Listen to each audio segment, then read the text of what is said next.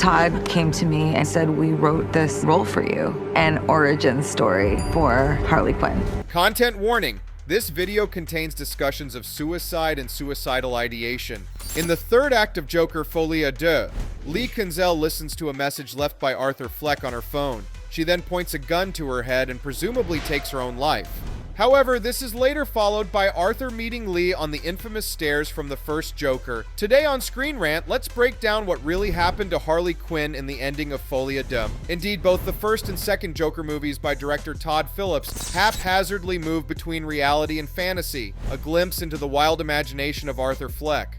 However, Arthur couldn't have imagined the scene where Lee points a gun to her head. Arthur tends to envision mostly positive scenarios, while his negative thoughts are typically embellished with theatrical whimsy. In contrast, the montage that ends with Lee dying by suicide looks and feels very real. As Arthur sings the English version of Ne me quitte pas on the phone in jail, the crowd outside the courtroom awaits the verdict of his trial, followed by a shot of Lee's phone inside her room. And there, surrounded by her gold chains and other trappings of luxury, she takes her own life. Joker 2 doesn't actually show Lee pulling the trigger, but this is par for the course in terms of how the movie treats violence, which is typically left for the viewer's imagination.